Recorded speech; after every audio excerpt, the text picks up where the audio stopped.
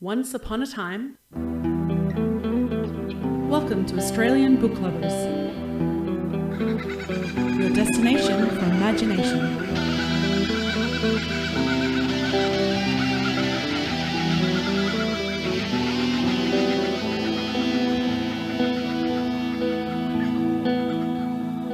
A huge welcome to everybody and a huge thank you for joining us for the Australian Book Lovers podcast. Our mission once again and always is to bring fabulous Australian and Indigenous literature spanning a whole range of genres to book lovers all around the globe, as well as fantastic resources and information for passionate authors looking to write their next bestseller. I am Darren Cassandra, science fiction and horror author, reader, and one of your hosts and co-founder of Australian Book Lovers. And I'm Veronica Strachan, fantasy and picture book writer, reader, and your other co-founder and host. And I am really thrilled to be able to say we have our first industry interview. Woohoo! We've been promising this for a little while to add to the resources that are available for writers in particular, but fascinating also for readers. And of course, most of our writers are readers. So listeners, we have Cassandra Wunsch, who likes to be known as CJ, and Arianne James from Tas Writers. So CJ is the director and Arianne is the program coordinator. And we had a fantastic time chatting to them about all of the things, the programs, the projects, the festivals, some of their experience in terms of, you know, what they offered and how they worked through the pandemic down there in Tassie. And it's just been a fantastic chat. Oh, it was amazing. And look, you know, we've had awesome authors that have jumped on a show for interviews, and we've got a whole heap more coming. But it was something very different to chat with actual industry professionals, and you know, the enthusiasm and just the warmth that came from both of the ladies was fantastic. Just so much excitement. You could just feel the excitement coming from the Tassie writers down there, and so much awesome information and insights into, you know, what's involved in running a writer centre, you know, organising funding and organising festivals, and you know, the changes that have come, you know, obviously through the last year, and just the things that looking to the future to bring. And you know, just so much in there. It was absolutely amazing, and I really did learn so much. And just a huge respect, you know, for the Tassie writers for coming on board and just illuminating all the wonderful things they're doing for their community. It was great fun. Yeah, it was really good.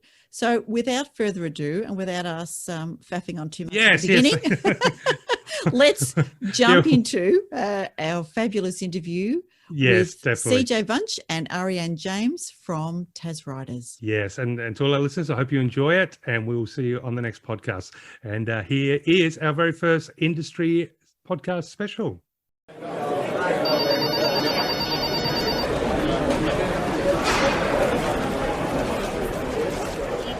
And welcome to a very special podcast. We have two representatives from Tas Writers. With us today, we have got Arianne James, who's the program coordinator, and Cassandra, or CJ Wunsch, who is the director. Welcome to Australian Book Lovers. Thank you. Are you there, Arianne? Let's have a look. Thank you. and of course, we've also I'm got here too, Veronica. I was just Veronica. going to say, and of course, we also have Darren. So I'm coming to you today from the lands of the Wurundjeri people, the Woiwurrung of the Kulin Nation in Victoria. Darren. And yes, and myself, I am coming from corner country where it has suddenly got very cold. So yes, enjoying some jumper and socks for the first time in a while. Well, the jumper, the socks are usually. Thanks, Darren. Too much information.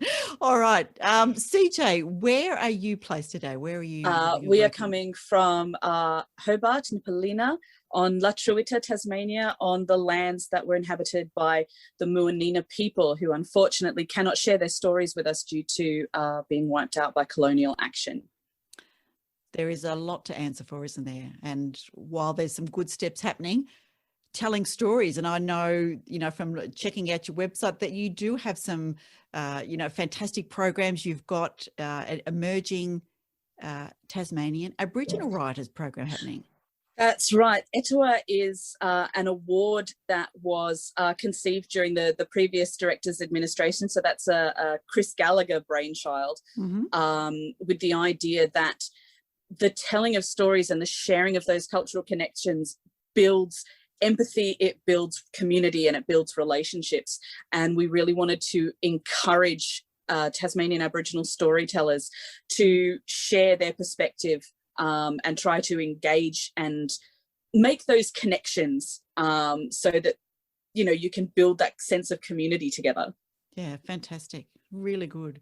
So tell us a little bit about the kind of services that Tas Writers offers to writers.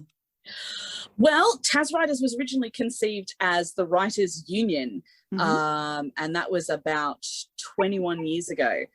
And we've progressed into being a state-level writers' centre. So we run workshops for writers who are emerging and aspiring. We provide promotional assistance for Tasmanian writers who are being published and telling different kinds of stories.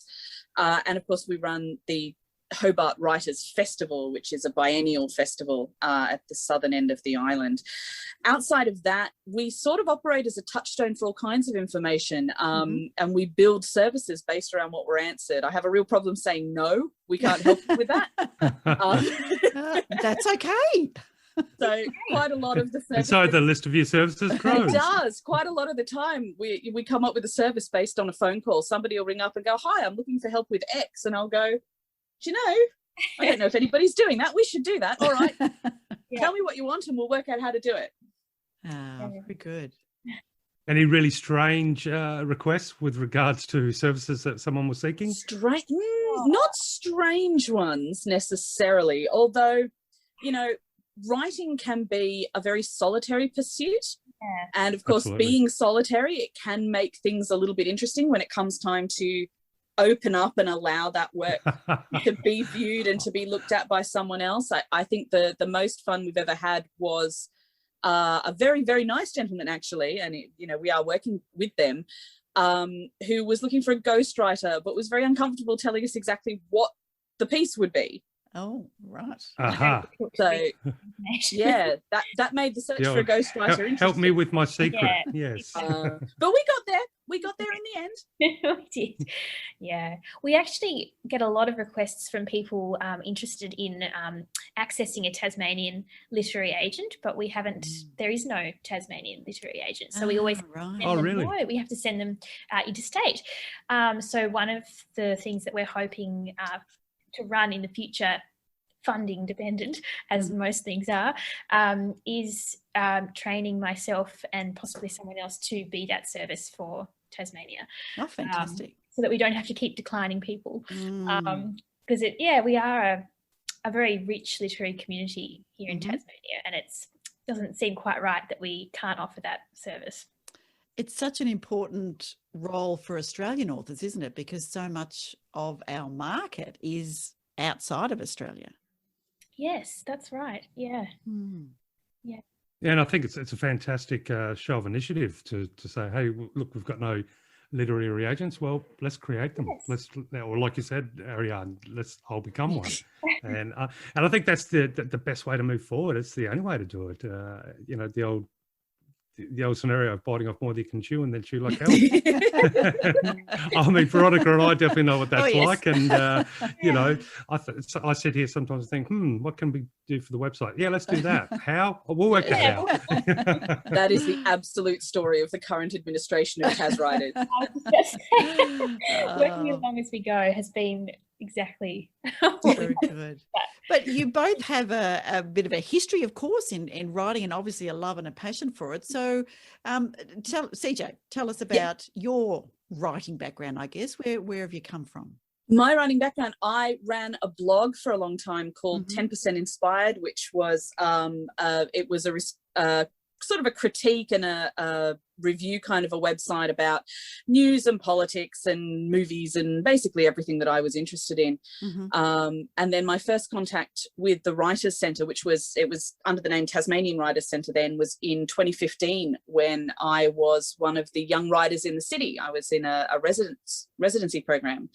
And that was the first time that somebody had sort of looked at what I was writing and said, do you know what, that's a voice, and you should be paid to produce this kind of work. And it's why I think, you know, over the last few years, we've had funding crises, we've had mass board resignations.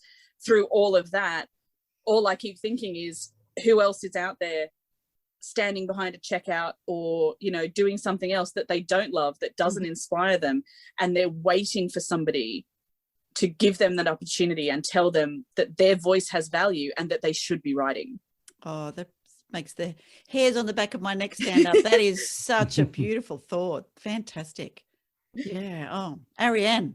And it must be, it must have been a pretty special event to be sort of have someone tap you on the shoulder, CJ, and say that you do have a voice. I mean, obviously, you probably were pretty confident already in your own, you know, artistic merits when it came to your blog and stuff, but I'm sure that must have been a very special It's a moment. really, really big deal to have somebody else come and say, look, you know, we've read it and we really like it and we want to publish it and we want to pay you to do that. You know, I think we're all aware in the artistic world how rare something like that can be. It's a continuing struggle to ensure that writers and indeed all kinds of creatives are paid appropriately for their work and their effort. For sure. Okay. And Arianne, how I'm interested to hear. Arianne is a much more accomplished writer than I am. Oh, here we go. I'm settling in for this one. Well, I suppose, I mean, I've always been a big reader, loved books from day dot, but I didn't really start to think that I could maybe be a writer until high school. And I did English writing, and I had this brilliant teacher. Her name's Anna Ford, and she was probably the first person who, just really made me believe in my ability and encouraged me to to pursue it. And so I thought, maybe this is something that I can do as a career. And so I've been trying to do that ever since. I did an honours year at UTAS in creative writing under the supervision of author Danielle Wood, which was probably one of the best things I've ever done for my writing. I think it really grew a lot and was a very enriching year. And so, I write short stories, and I'm working on a novel at the moment, which I've just started a mentorship with another author called Angela Slatter. She's based in Brisbane. Yes, yeah. Yeah, she writes Gothic fantasy, and, like horror, and very famous for short stories amongst that kind of genre. And she's been awesome to work with so far. So and I just feel incredibly lucky to be working with Tas Writers, you know, to be so entrenched in this literary community. It just works so well, you know, being able to support Tasmanian writers at the same time as I'm trying to be successful in this very challenging industry is really quite delightful. So, that's basically me. That's all about you. Well, sorry. I'm just going to say you've absolutely hit it on the head, Darren, being a horror writer and me being a fantasy writer, you know.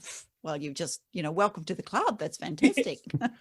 Well, I was about to ask if the Gothic horror genre was something. Was that something you pursue, Arianne, or as far as your mentorship, or was it not quite? Definitely Gothic, not really horror. I love historical fiction, and I love folk tales, and I like to try and combine the two.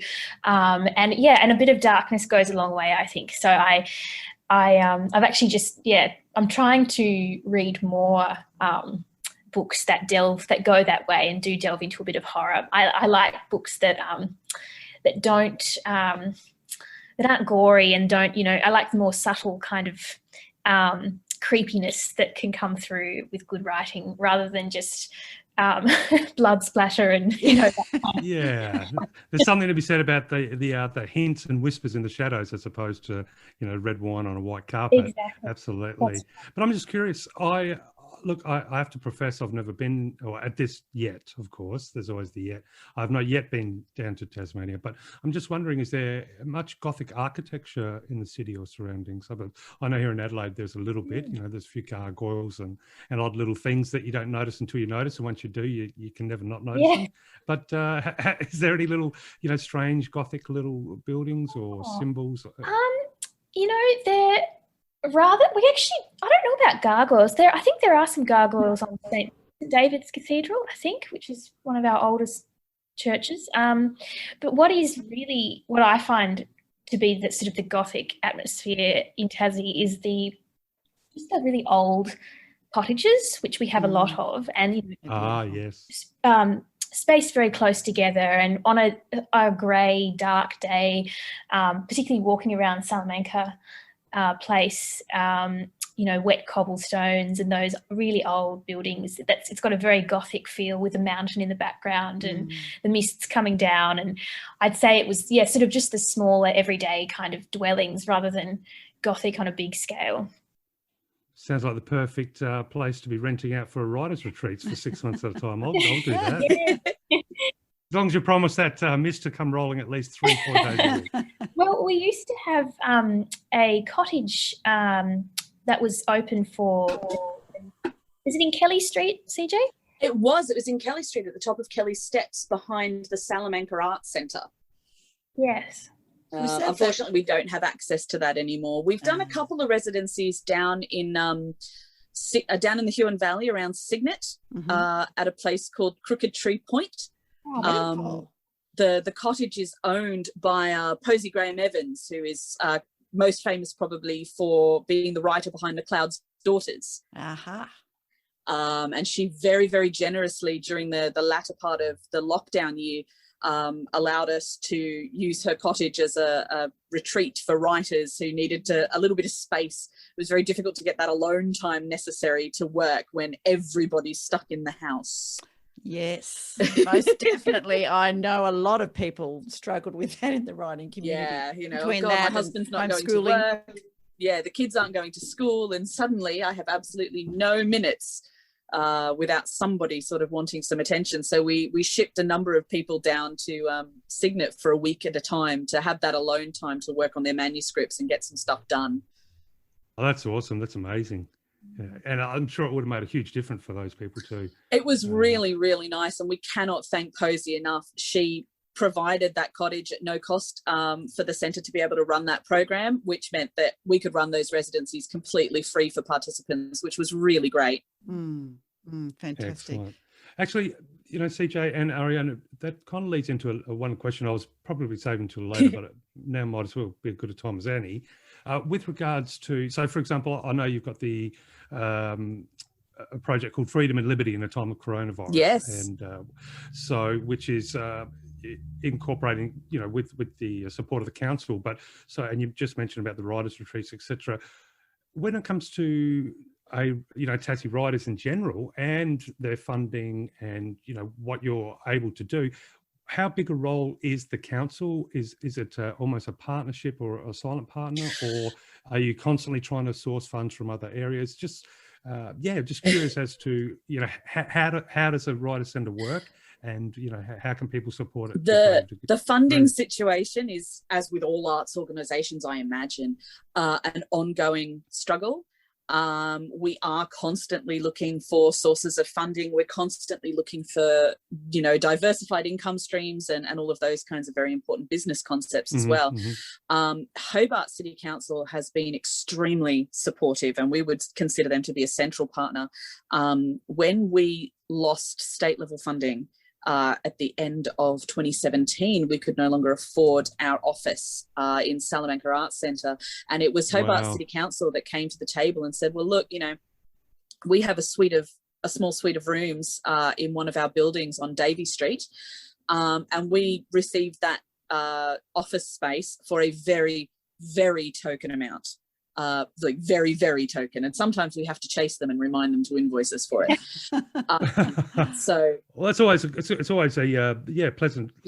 pleasant moment when you hear positive things from a council. No, it's really, really great. It's financially and cash wise, it's always difficult to drum up, you know, the cash that you need. And particularly during a COVID year, that was quite difficult, because we had a board meeting and we decided in conjunction with the board that our primary focus for 2020 had to be trying to maintain some level of income and financial stability for Tasmanian writers, because people don't necessarily realise how much a proportion of a writer's income doesn't come from book sales. Yes, yeah.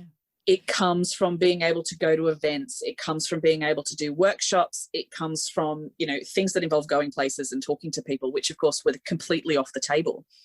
Yes.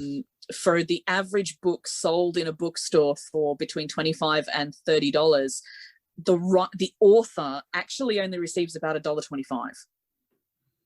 And that is such an important point, and you know, it's something that some listeners may be aware of, but I've got a feeling a lot of listeners out there probably weren't aware of that sort of the money, the profit that can be made through, which is essentially traditionally published. That is specific to traditional publishing, yes. If you've gone a self-publishing route, which is very high intensity in terms of the demands in energy from you, but of course the returns are you're not sharing anywhere near as much of that profit with other organisations or with a publishing house or that kind of thing. And it is something that we're seeing quite a bit of, people exploring the avenue of, well, can I do this on my own? What if I only e-publish? What if I have a run of books printed myself? How does that work? And those are the kinds of services and the kind of support that we're trying to provide for people as well.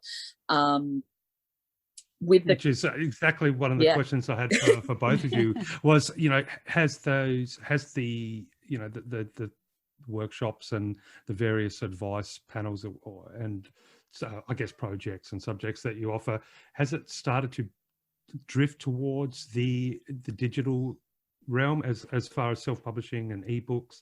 You know, people wanting to know, look, how do I take control of this myself? And has that meant that your portfolio is it now involving things like how you convert, you know, the basics, the hardware side of how to. It is starting to, yes. Marketing? We have an online point of sale platform. So for anybody any member whose books aren't available in a brick and mortar store in Tasmania, we provide a digital point of sale. So we'll sell your books for you. If you've printed yourself, we can run that through our website. If you've done it digitally, we can put that on.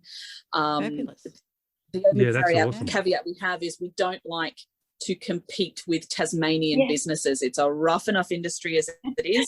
We don't want to be taking sales away from Hobart Bookstore or Fuller's Bookstore. If your book's available there, we'd much rather advertise that and direct people there to buy them. And I think that's an admirable and fair approach, most definitely. But it does mean that, we've had to have a look at, you know, the questions that come through now. Instead of, okay, I can't get an agent, well, maybe I'll try and produce this book myself. What is distribution? And how does one distribute? Yes. What is an ISBN? What is an ISBN? How do I get one? What does all of that mean? So we've had to, and it's those kinds of questions have built up really quickly, I would submit, over the last 18 months. And we've had to build, a stable of information for people. And I think that there is a really strong move in that direction for people to take a certain amount of control. I always warn them, there are very definite benefits to having a publisher and having traditional publishing. And the primary one being that the publisher generally takes responsibility for all of the marketing. Writers, I have found, invariably don't enjoy that bit. Least favorite part. Go to the place and spruik the book, talk to people, and they're like, but I should be writing the next book. And that's always the problem. You have to sort of be able to switch gears between, right now I'm writing my manuscript, and then change gears to, all right, now I'm not a writer anymore, now I'm a marketer. It's very much a part and parcel. And I think I've heard of late even some traditional writers bemoaning the fact that their window of marketing with their traditional publishers is brief. So they get sent on signings and those kind of things. And after that, there still seems to be an expectation that they will continue with a blog or with appearances or have your own social media presence, have your own website, manage your own Facebook. And we are hopefully working towards being able to have a package where we say to people, look, we will help you with that, and we will help you manage your Facebook presence and your Twitter presence and all of those things that are becoming so necessary in the modern world to have a brand and to have a presence. It's, you know, it's always one of those things. It's not enough to write Harry Potter.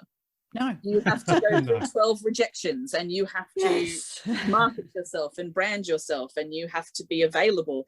And if you have gone the self-publishing route, that is even more important. I have seen people who really were not prepared for all of the things that they needed to do because they went that way.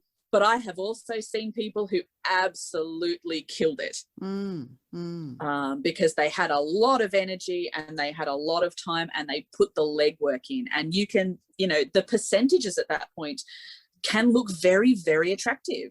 As I say, $1.25 per hard copy book sold in a bookstore doesn't feel super amazing to a lot of writers. I think the last check from the ASA, the average Australian writer is earning about $12,000 a year from writing. It's not great, is it? And is that across all publishing mediums, as in self-published, traditional, indie? That was the average. But that's not even enough to pay tax in this country. No. Even the government realizes that's not really very much. Yeah, but they're probably working behind the scenes to change that. No, but it is interesting because, you know, for example, with ebook, you can set your, essentially you can be in control of your own profit margin, in the sense of you might want to establish a price point where you get $2.50, $3 a book per digital sale, which is for sale 24 hours a day, 7 days a week, all across the globe. However, as you've pointed out so eloquently, the marketing is going to be your major mountain to climb, because in order to generate that per book profit that far eclipses what you would for a traditional, you need to essentially play the same, you know, powerful game as a traditional publisher, who nowadays, I guess that's the other question to ask, and I'm wondering how much, or if there's any reference to that in some of the lessons you give or workshops you give, in the sense that what most publishers, I'm guessing now, have available to them as far as advertising, so too does the independent publisher.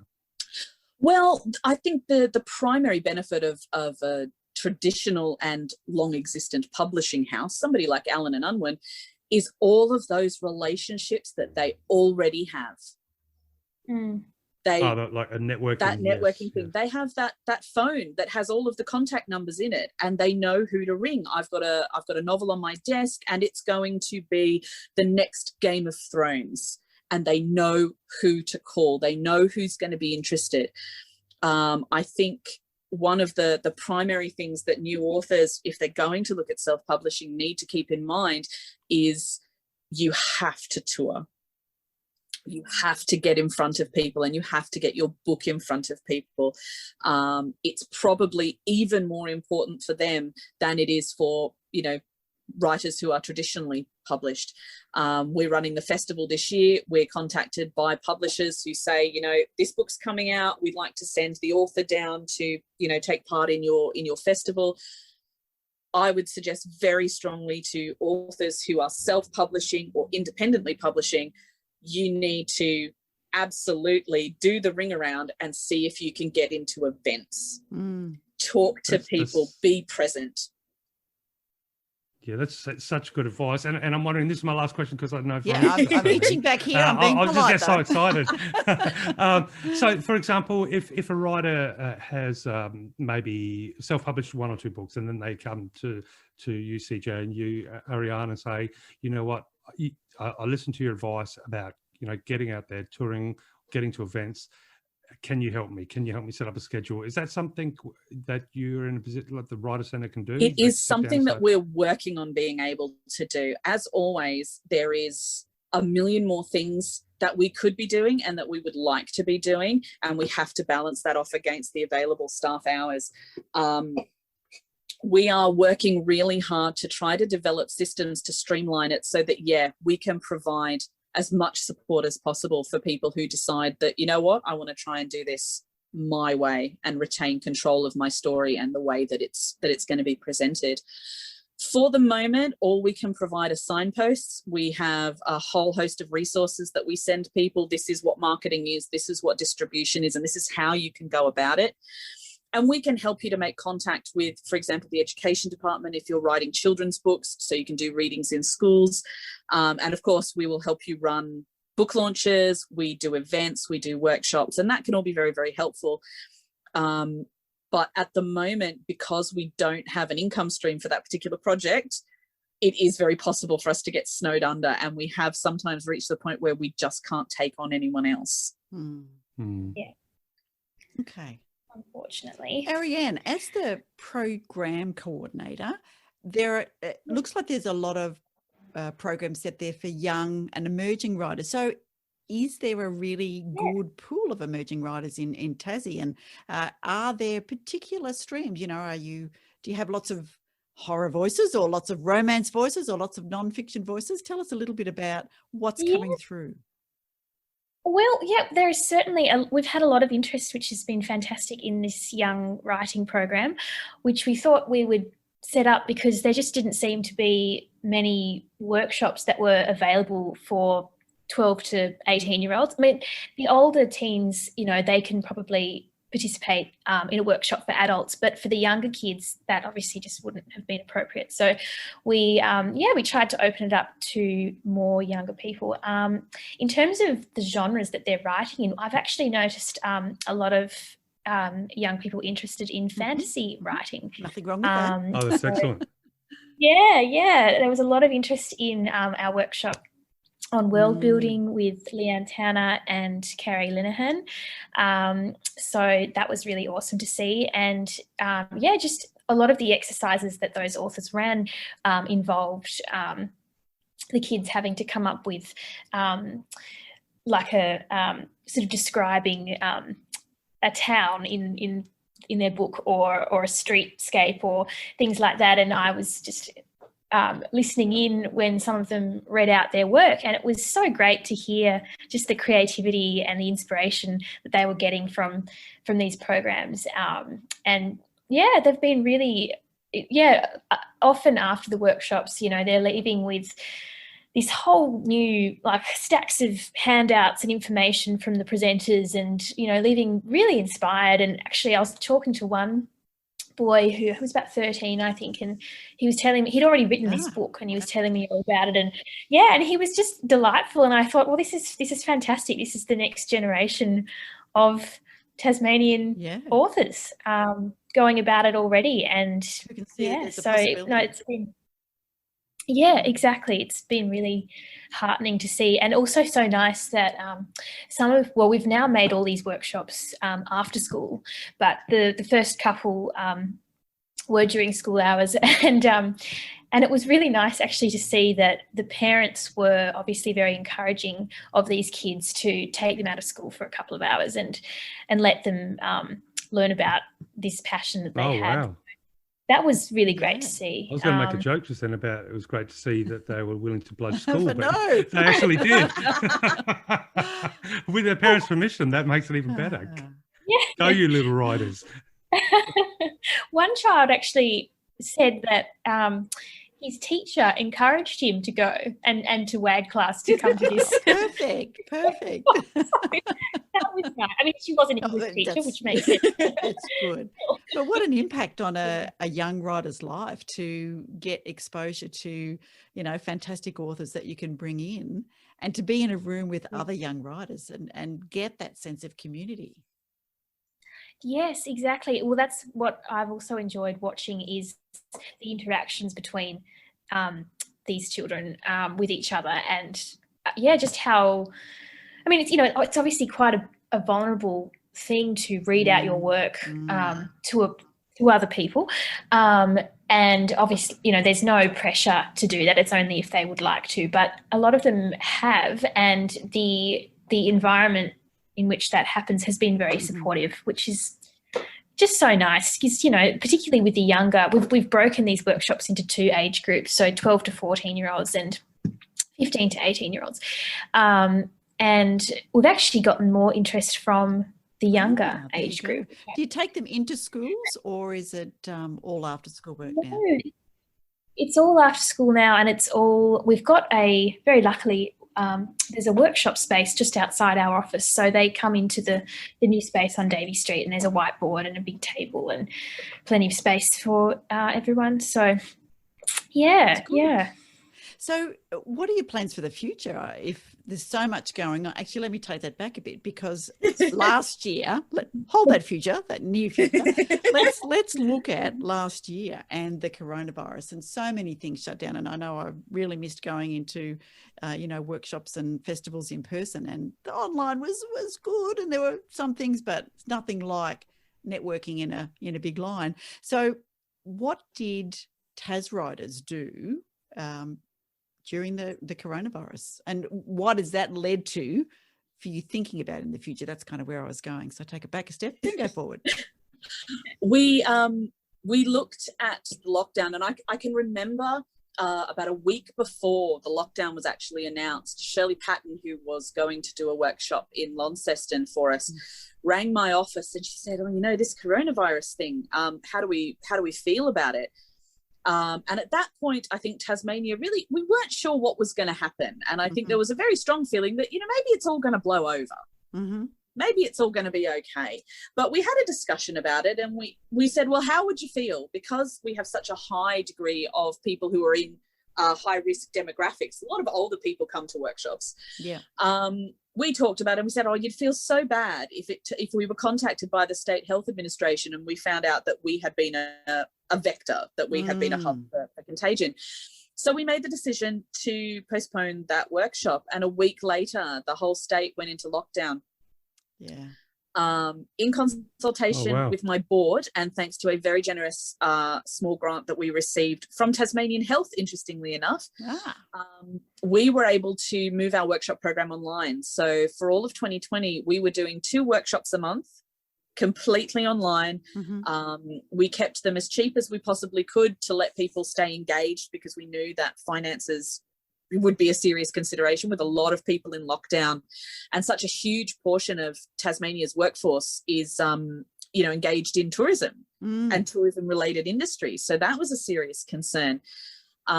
We also completely changed the way that we paid our presenters, because our funding was really static but therefore really secure. We knew we had enough to pay the staff. We knew we had enough to run the basic programs. So we swapped from a standard sort of hourly rate for the presenters, and we went, look, we're going to do an 80-20 split. We recognise that your opportunities for income are severely limited this year. And as part of, freedom and liberty in a time of coronavirus, and we had another program called Defining Normality. All of these programs were really specifically designed for that year, just to keep the economy moving and to keep money moving around. We knew that it was going to be so difficult for them, not being able to go to festivals, not being able to do book readings, not being able to do launches. It was going to be really difficult for them to maintain, a stable level of income for that year. So to be honest, that was our top priority for 2020, just trying to find ways to keep this section of the economy moving so that it didn't stagnate and we didn't lose people. Fantastic. And good response? Did you have lots of people attending? How did you find your audience? Yeah. We really, really did. For the first couple of months, we were actually running sort of 3 or 4 workshops a month, because lockdown had sort of just happened. It was new, it was novel, and people were really interested. But we settled down to 2 a month once we thought, okay, everything's calming down a little bit now, and we really are sort of settling into this for the long haul. And I think that was a very scary concept for a lot of people, settling into this idea that, we could be stuck like this for a while. And I found it very inspiring and reassuring in a lot of ways, that where did everybody go when this horrible stress happened, when we were all under all of this pressure and all of this uncertainty? The Western world, at the very least, we went back to our stories. Yes. We all went to our books. We all went to Netflix. We went back to those stories that comfort us and tell us who we are and remind us that we can survive this and we're going to be okay. Absolutely. Tell me the writers groups, because I noticed that you've got a number of writers groups on your website, and obviously a little difficulty meeting in real life. how have you found they've survived? A lot of them did close down. Yeah. A lot of them did close down, or they went to sort of not so much writing group meetings as just touch-based social meetings on, you know, things like Zoom and GoToMeeting, which is what we use, and Google Hangouts.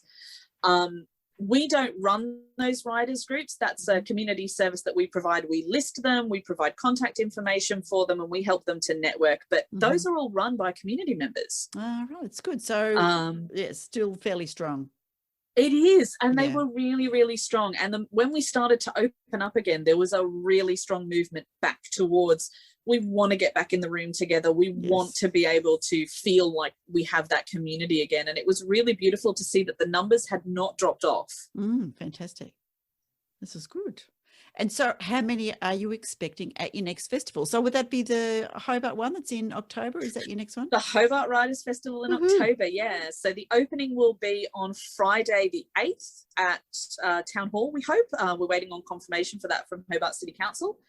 And then the meat of the festival will be on the 9th and 10th. We have panels and workshop sessions in Hadley's Orient Hotel, and we provide 2 days of free activities for children on Parliament Lawn. So that's children's writers reading to kids. They do activities with them. It's very, very fun. Yeah. I wish I could go and spend more time at that one. I always end up having to present things at the other one, work all day. There you go. The seating capacity is lower than normal. And of course, we have to manage ticket sales in advance as opposed to having huge numbers of ticket sales on the day, because we do need to be able to contact trace. But Hadley's Orient Hotel has worked with us really, really carefully. They had a really good coronavirus plan in place to start with. And we've just built on that to try to make sure that we can keep everybody as safe as we can. You know, we need to maintain minimum distances. We are looking at potentially having some attendees maybe beaming into the sessions. A couple of the writers are a little bit older or have health concerns. And that's been one of the things to come out of this past year, that we're not as afraid, I think, to experiment with technology and have a go at seeing if we can make it work for us. And provide people with more access opportunities. It's one of the hard things about trying to run a state level support organisation is it's a big state. It is. Too true. You definitely don't sound like you're kicking back with a coffee and watching the seagulls fly I'm overhead. glad you were able to squeeze this in. So no, very, very appreciative of it. So of course, you know, you can always tell us, who are your top people in the program? Who are you expecting down here? Well, okay. Arianne has a long-standing relationship with Allen and Unwin. They provide us with a lot of their newly published books for giveaways. Fantastic. Arianne contacted them and absolutely blew me away at work. Now, hold on one moment, because I always get this wrong. Please give me one moment to check the name pronunciation, because I do not want to mess it up on the internet.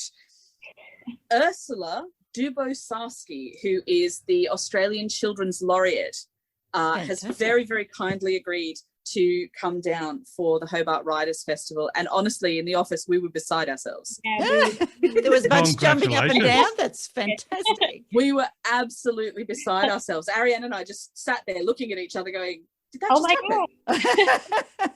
Oh my goodness.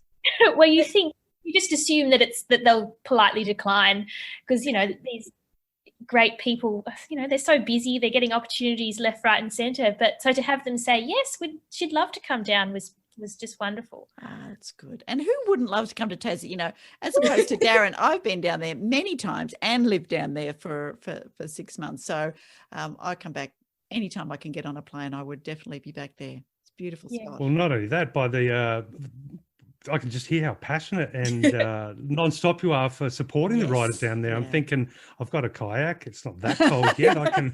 Actually, no, don't do that. They'll have to. Might get a bit rough getting down there. Often stories of people who get lost somewhere between, you know, King Island and the mainland.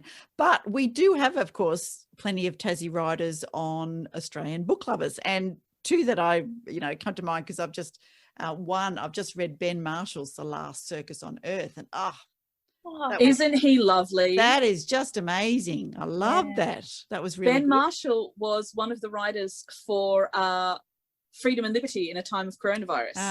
Oh, there you go. Wow. Very good.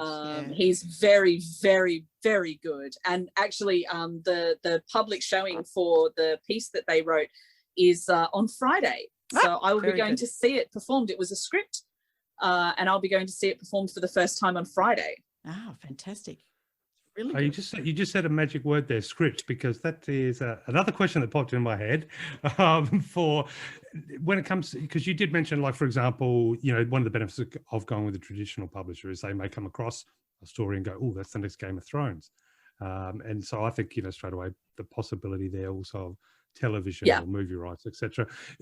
Script writing, is that something that's a part of the Tas Writers, or is it more your traditional writing, or is like plays and scripts something that you also have as part of your palette? We have been working really hard lately to try and sort of blow this idea wide open on what is worthwhile literature, what are worthwhile stories, and who deserves to get that support, because it has been, whether it was accurate or not, there has definitely been a perception in the past that literature organizations were really only interested in very, very specific kinds of things. Okay. So what do you mean by, if you could find worthy? Yeah, and it's sort of, you know, so I think it kept people from feeling like they could approach a writer's centre, from feeling like, you know, oh, I'm not going to be well received, I've written a sci-fi. Mm-hmm. It's not a memoir, it's not sort of heavy, literary. It's not literary.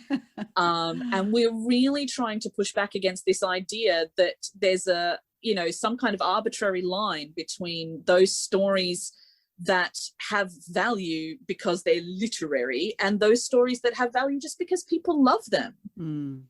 It's okay to just write something that touches people and speaks to them and that they love. We don't move too far into script writing, only because in Tasmania we have an amazing state-level organisation called Wide Angle, which supports film production. And if you are looking at writing for film and TV particularly, I tend to direct people to Wide Angle and to their director, Abby Binning, only because I know she's going to be able to give them more targeted support than I can.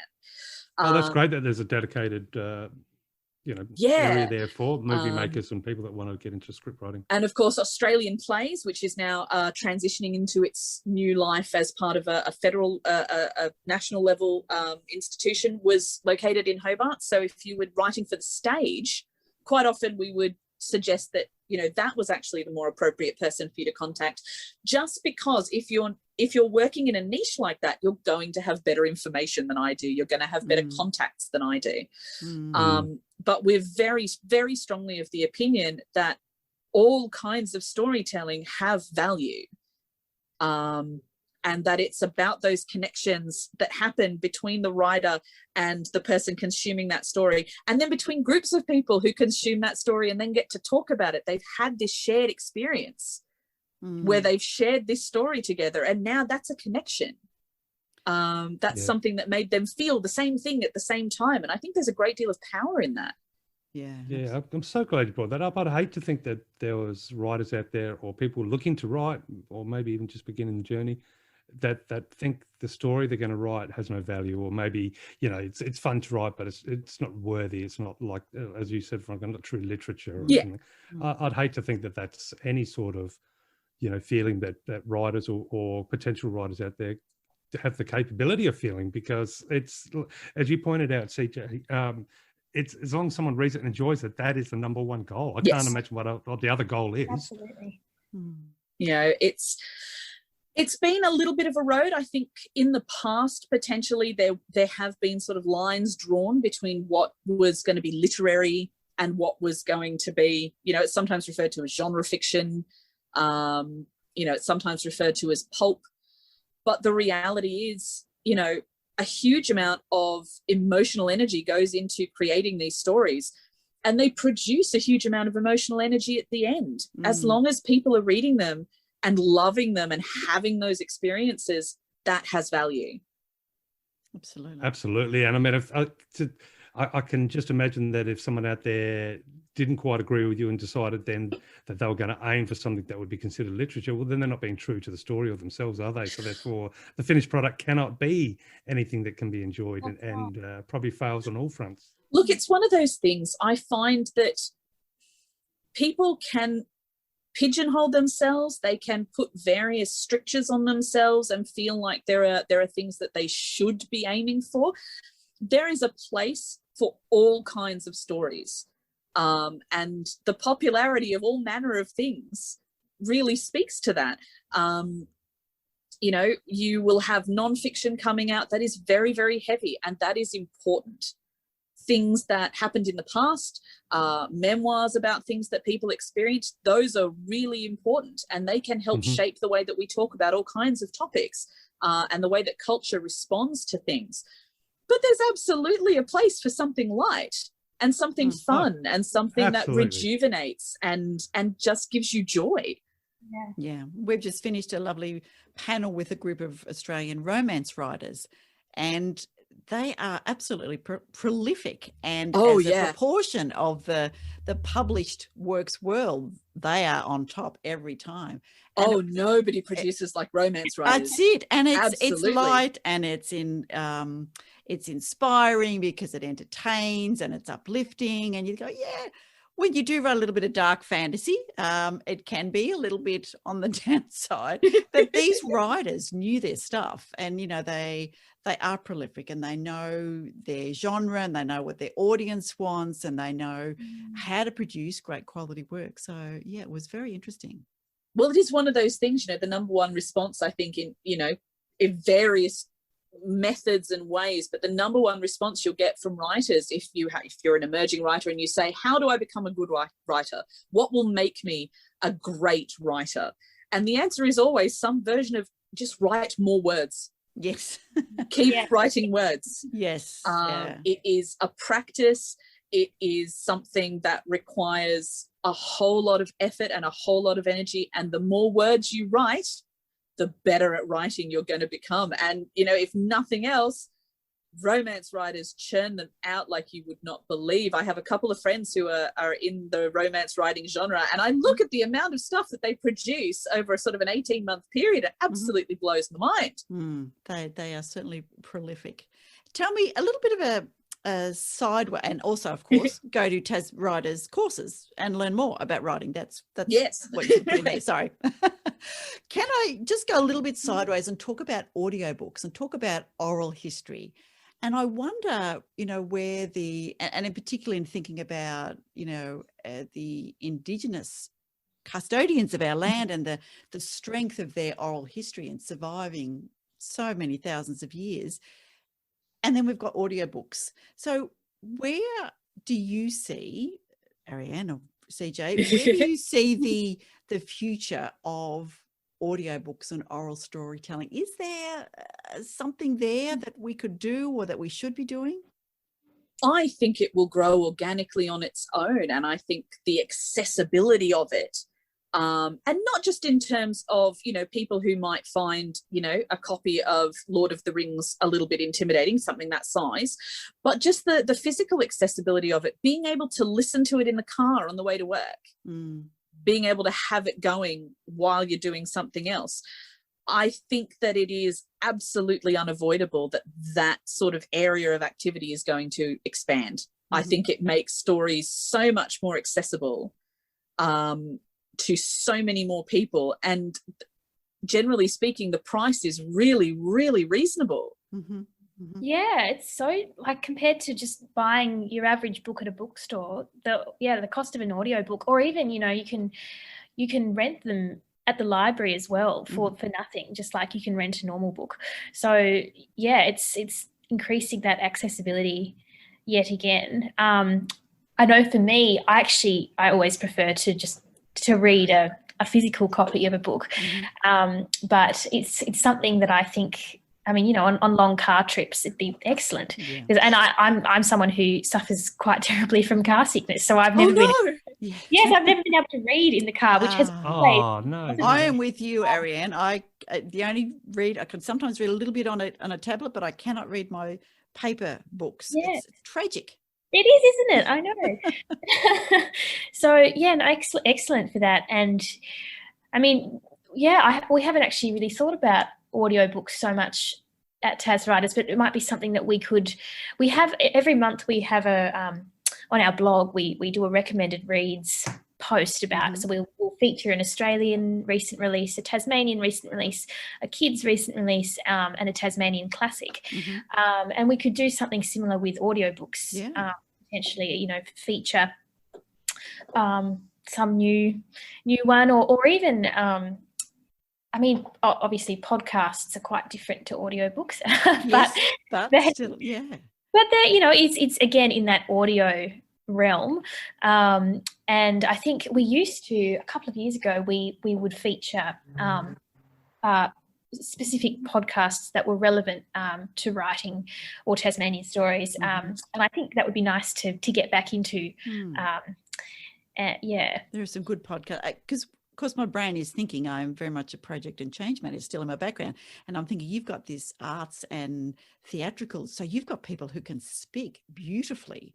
So then, because we often ask our authors when we interview them to read a little of their work, some of them are just too shy. They say, oh no, I couldn't, or oh, no, I couldn't, or they'll tell us who they'd love to to read their work.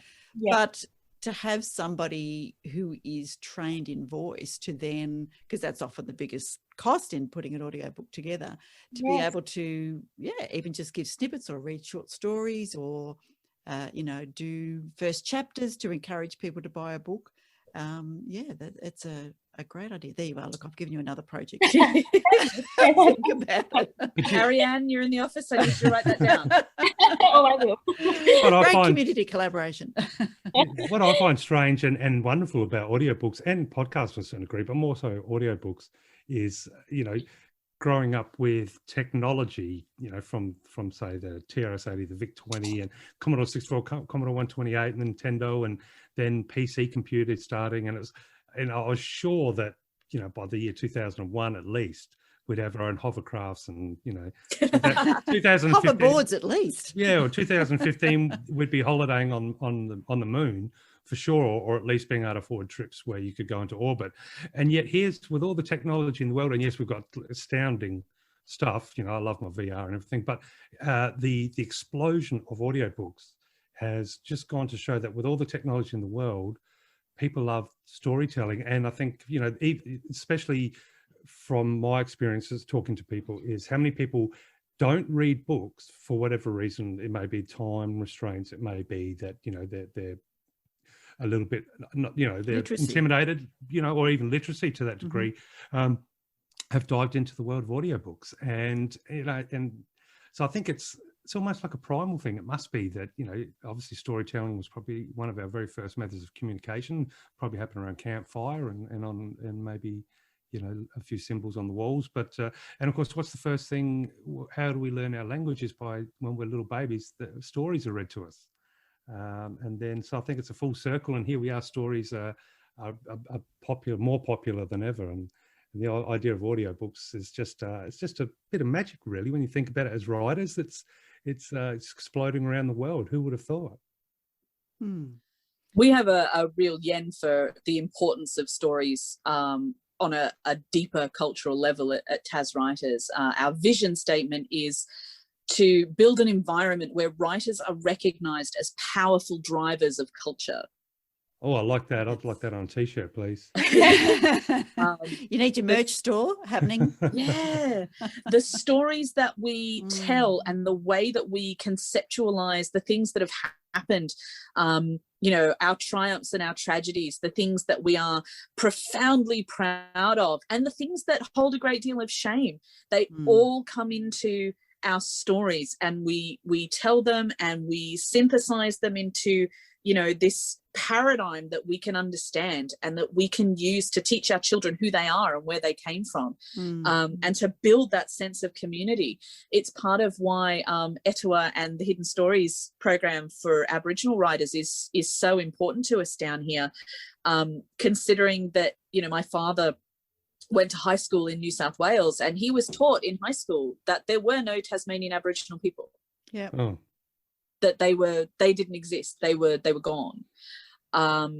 And I think in the sharing of these stories and having events where we can come together and listen and be able to have that empathetic experience, all those studies that say readers, people who consume stories, have more empathy than people that don't. It allows you to have these experiences in a safe way, and you can build those connections and build that feeling of camaraderie and community.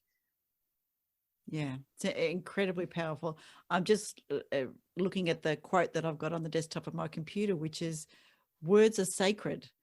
They deserve respect. But this is the most important bit. If you get the right ones in the right order, you can nudge the world a little.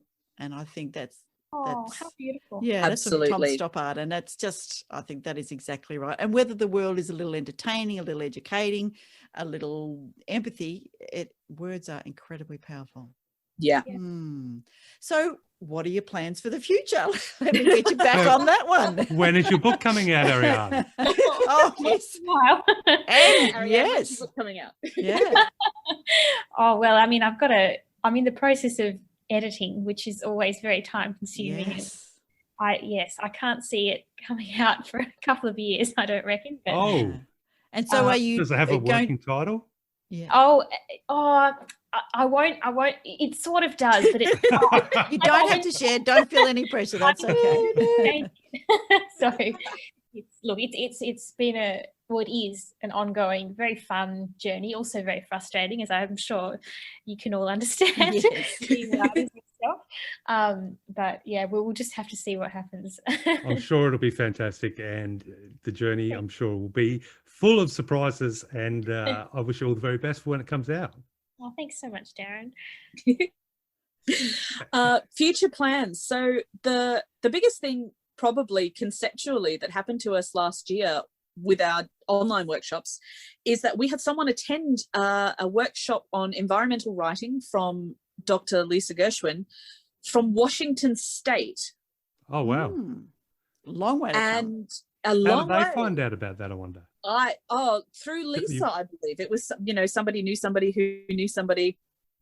So they logged on from Washington State to do this online workshop. And it was the first time I had ever sat there and gone, oh my God, how do I advertise this in America? Yeah. Yes.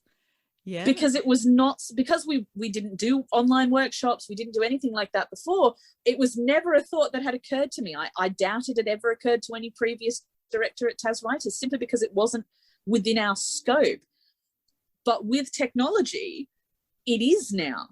And one of the things that we are looking at very, very carefully is how we might work to present Tasmanian writers and stories on a national and international stage. Yeah.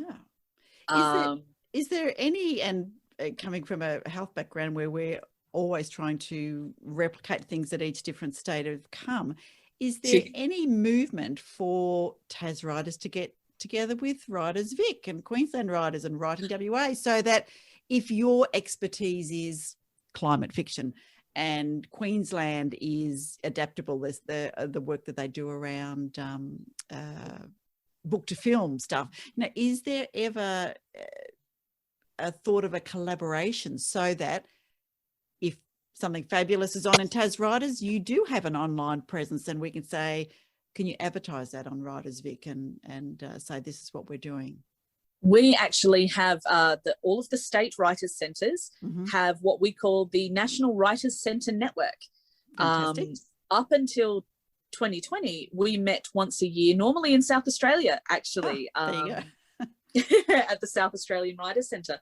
Of course, with lockdown, that wasn't possible. And we did, our first meeting is normally in April. So we had a Zoom meeting in April. And at the end of it, we all went, wait, we can do this a lot. Yeah. We don't have to travel. It was just the tradition of how it was always done. We it's met a once switch a year. in mindset, isn't it? But then you don't get to really meet at the is. Moles Balls. We don't. Normally we're there during the Adelaide Writers Festival, actually. And in 2020, the plan was to meet in Melbourne during the Melbourne Writers Festival, which honestly I felt a little bit let off the hook, because one of the things they wanted to do was have some kind of panel for the Melbourne Writers Festival with all of the directors on it. Right. And at that point, I'd been director for about 20 minutes. So Okay. I think you'd be pretty safe now. I did feel a little bit let off the hook. Yeah. But no, now we have 4 standard meetings a year via Zoom, and we can call a meeting if there's something that we want to discuss.